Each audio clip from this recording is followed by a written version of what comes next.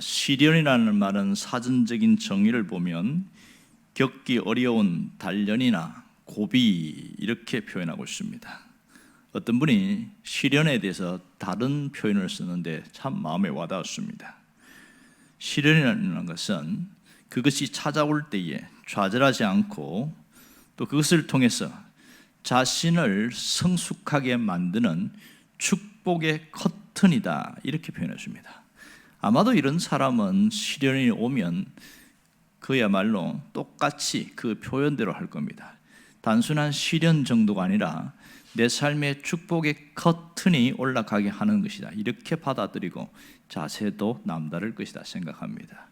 오늘 본문에 보면 지독한 시련을 당한 한 여인이 나옵니다.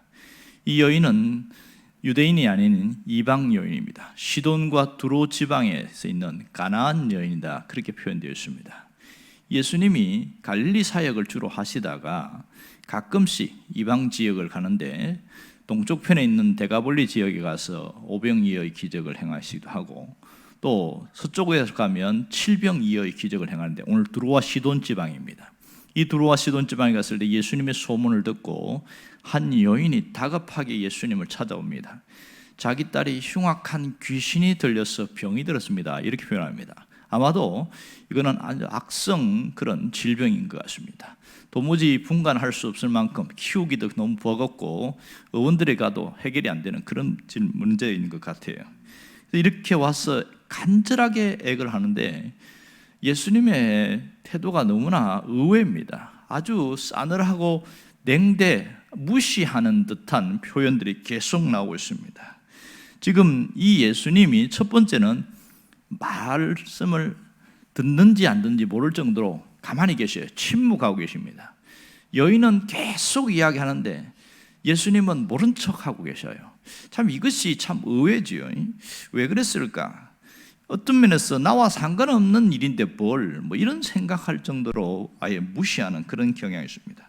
그런데 소리를 지르고 다급하게 와서 내 딸을 좀 고쳐주세요 이렇게 하니까 예수님이 하는 말이 다른 사람에게는 한 번도 하지 않은 그 말을 합니다. 자녀의 떡을 개들에게 던짐이 마땅하지 아니하니라 이럽니다. 여기에서 자녀라는 것은 유대인들을 말하고 개들이라는 것은 이방 여인인데 오늘 이 여인을 향해서 하는 말입니다. 그럼 이 여인을 뭐 취급하는 거예요? 개 취급하는 거죠. 이렇게 멸시할 수 있을까? 이 예수님의 표현 때문에 깜짝 놀란 사람은 제자들이었습니다. 제자들은 한 번도 그런 적이 없는 예수님이 이러한 표현에 순간 당황했지요. 주변을 둘러보면서 뭐라고 어떻게 변명할 수도 없는 이 상황들. 자, 옆에 서 있던 사람들, 함께 예수님을 따라다니는 사람 생각이죠. 무슨 생각했을까요? 아니 예수님이 저럴 수가 있냐는 거예요. 설교하고 말씀을 전할 때는 기가 막힌 말씀을 전하고 하는데 오늘 왜 이 여인에 대해서 다 동정을 해야 되고 불쌍한 여인에 대해서 왜 이렇게 취급을 할까? 왜 이렇게 대우할까? 그것은 예수님에게서 마음을 돌아서게 하기에도 분명했던 것 같습니다. 그럼 여기서 우리가 왜 예수님이 이 여인의 형편을 외면할 뿐 아니라 완전히 멸시했을까 하는 겁니다. 왜 그랬을까요? 이것은 지극히 의도적이고 고의적인 예수님의 행동인 것을 알 수 있습니다. 평소의 예수님 모습하고는 확연하게 다른 것을 알 수 있습니다. 의도적이라는 것은 그 속에 숨은 뜻이 있다는 것을 알 수 있지요. 자, 여기에서 뭔가 예수님은 이 여인을 보면서 뭔가 다른 생각을 하는데 하나는 이 여인이 가진 믿음이 뭐냐? 믿음에 대한 정의를 보여주려고 모든 사람들에게 또 하나는 이 여인이 가진 믿음을 통해서 제자들에게 진정한 믿음이 무엇인가를 정확하게 교육하려는 어떤 하나의 샘플로 사용하신 것을 알 수가 있습니다. 그러니까 이 문제를 가지고 왔을 때 보면 결국은 문제가 해결되거든요. 28절에 보면 그 여인이 가진 그 자녀의 문제 완전히 해결되는 것을 볼 수 있습니다. 그 가운데 이 여인이 어떤 행동을 했습니까? 중간에 포기하게끔 하는 일들이 굉장히 많았지요. 여인이 가진 시련은 자식이 말할 수 없는 그런 고통을 당하고 질병에 걸렸다는 것이고 또 하나의 시련은 자기 자식이 당한 그것 때문에 모든 사람들로부터 무시와 멸시와 냉대를 받은 것이고, 심지어 예수님에게조차도 그런 수치심을 당할 그런 상황을 보고 있는 것이지요. 더 큰 것은 문제를 가지고 해결해야 될 주님이 완전히 외면하는 그 모습이 그는 더 큰 상처로 남을 수 있는 큰 시련이라는 것을 알 수 있습니다. 그런데 어떻게 했어요? 다 이겨냈습니다. 다 이겨냈어요.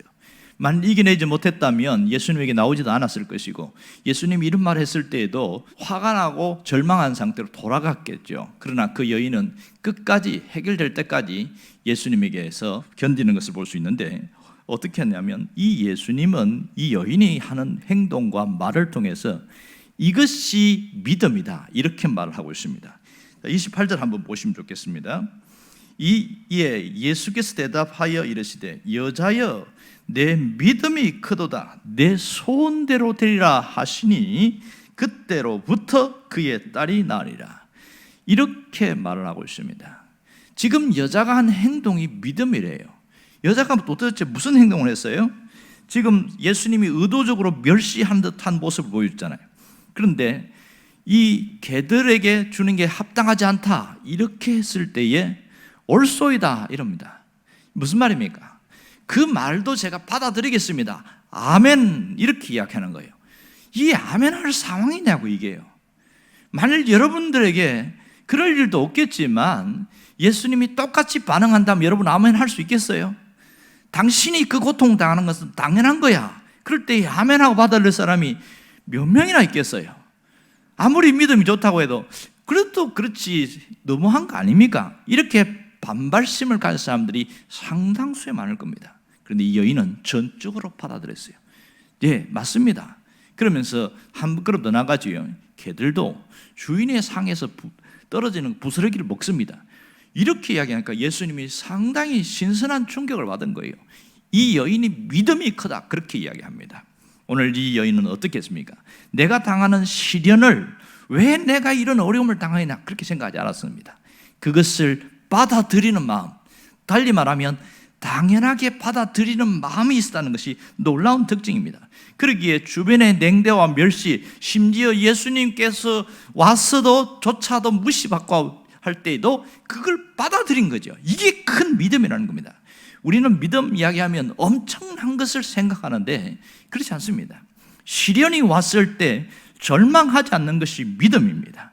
시련이 왔지만 이 시련을 통해서 하나님이 기적을 이룰 것이라는 것을 기대하고 그렇게 소망 가운데 가는 것이 믿음입니다. 믿음이라는 것은 내 현실을 현실대로 부정적으로 해석하는 것이 아니라 그것을 재해석하고 재조명하는 것이 믿음입니다.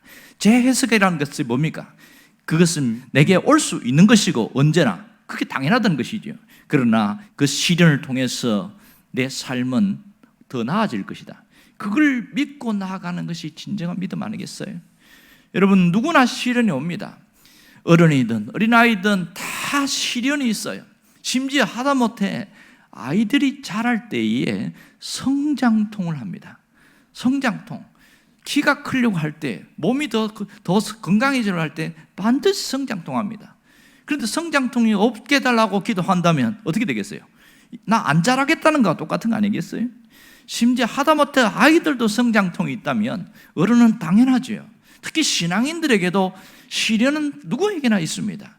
그러나 많은 사람들이 무슨 생각하는 줄 아세요? 시련은 있는 건 알지만 나는 그거 안 당하고 싶다, 나는 좀 피하면 좋겠다, 그런 마음을 갖고 있는 분이 굉장히 많습니다. 신앙생활 하는 사람들 중에서도 보면 시련 없이 축복을 받기를 원해요. 시련 없이 잘 되기를 원해요. 모든 어려움 없이 해결되기를 원해요. 시련은 조금만 당하고 축복은 몇 배 더 많이 받기를 원합니다. 그런 마음들을 갖고 사는 경우가 많은데, 시련에 대해서 부정적인 생각을 하는 사람은 어떤 충격이 왔을 때에 왜 내가 이런 일을 겪어야 합니까? 반발합니다. 내가 하나님 앞에 얼마나 열심히 잘했는데 왜 하나님 나의 이 고통을 외면하십니까? 이렇게 표현할 때가 굉장히 많습니다. 여러분, 부정적으로 반응하든지 긍정적으로 반응하든지 언제나 시련은 있습니다. 진짜 신앙의 사람은 어떻게 할까요?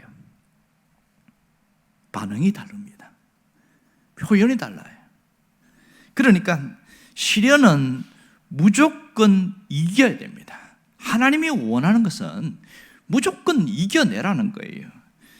하나님이 복과 은혜를 주시기를 원하지만 이기지 못하는 사람에게 주는 것이 아니라 그것을 이겨내는 사람에게 더 크게 역사하시는 겁니다. 우리가 잘 알듯이 때로는 하나님이 주시는 그 결과가, 좋은 결과가 고난이나 시련이라는 포장지에 쌓여서 나타날 때가 굉장히 많습니다. 그러므로 항상 인식할 것은 누구나 시련을 당한다, 크고 작은 시련을 당할 수 있다는 것을 받아들이는 마음이 대단히 중요해요.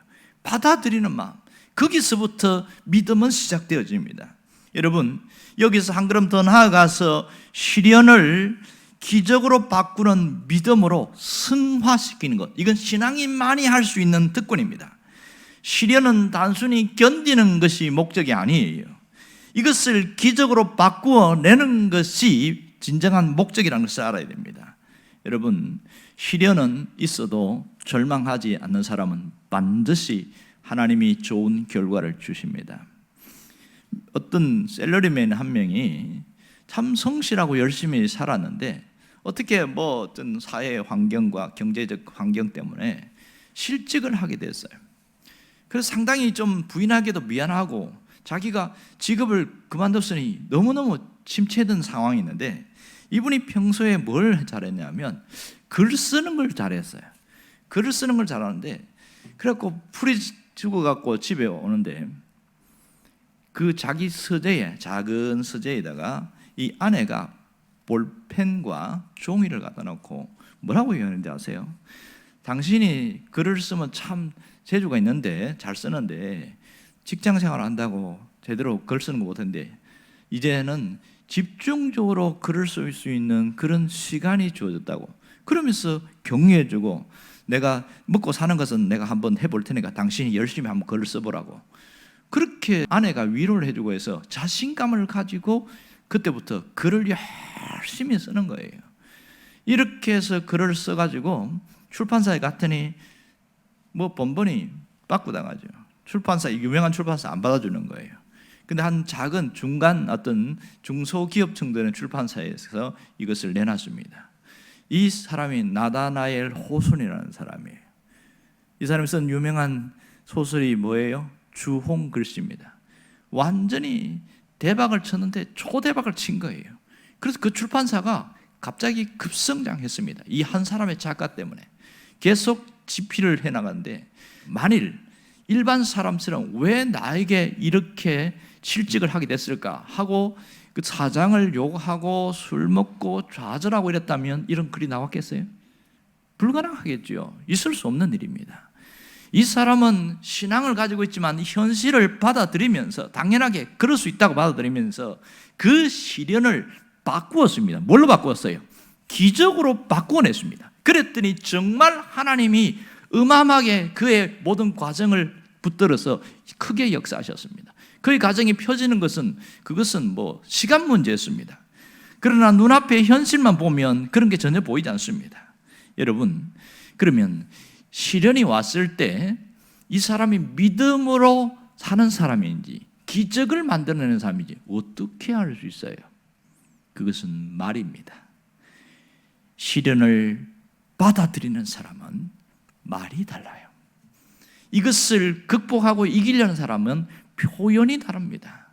긍정적이고 언제나 그것에 대해서 더 다르게 뛰어넘으려고 합니다. 한계가 아니라 벽을 뛰어넘으려는 노력이 있습니다. 오늘 이 여인을 보세요. 자녀의 떡을 개들에게 던지는 게 옳지 않다 이렇게 말할 때에 이 여인은 뭐랬습니까? 옳소이다, 아멘입니다. 이것이 그가 기적을 일으키는 출발점이었습니다. 여러분, 우리도 마찬가지입니다. 하나님이 주어진 환경과 현실에 받아들이는 그 아멘이 있을 때에 그때부터 달라집니다. 그 다음은 뭐가 달라질까요? 태도가 달라지는 거예요. 이 현실이라고 주저앉아 있지 않는다는 겁니다. 지금 힘들지만 언제나 여기 힘든 게 아니라는 거예요. 반드시 하나님 앞에서 뭔가 하나님이 또 다른 뜻이 있으니까 해보자 하면서 방법을 바꿔나가기 시작합니다. 그러면서 놀라운 역사가 있습니다. 여러분, 믿음은 반드시 결과가 있습니다. 좋은 결과가 있습니다. 그러면 오늘 내가 해야 될 것은 문제를 안고 가슴앓이 하는 것이 아니라 문제를 안고 노래하는 그런 자세를 가지기를 원합니다.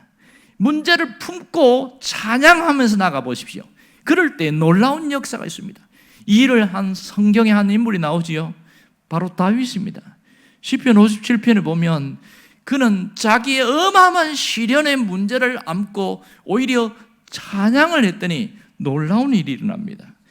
시편의 57편 7절에 보면 다윗이 뭐라고 그러냐면 하나님이여 내 마음이 확정되고 확정되었사오니 내가 노래하고 내가 찬양하리이다. 내 영광아 깰지어다 비파야 수금아 깰지어다 내가 새벽을 깨우리로다. 주여 내가 만민 중에 감사하며 문나라 중에서 주를 찬송하리이다. 놀랍지 않습니까? 다윗은 그가 노래한 대로 하나님이 새로운 역사를 펼쳤습니다. 우연히 왕이 된 게 아니에요. 우연히 성군이 된 게 아니었습니다. 그 시련의 현장에서 그것을 가슴에 품고 찬양으로 나갔더니 그가 달라지기 시작했습니다. 문제는 바뀌지 않았습니다. 환경 달라지지 않았어요. 뭐가 달라졌어요? 내 마음의 태도가 달라졌습니다. 믿음이 달라진 겁니다. 여러분, 시련은 있지만 절망하지 않는 사람에게 하나님이 기적을 주십니다. 여러분이 그 주인공 되시길 주의 이름으로 축원합니다. 기도하겠습니다.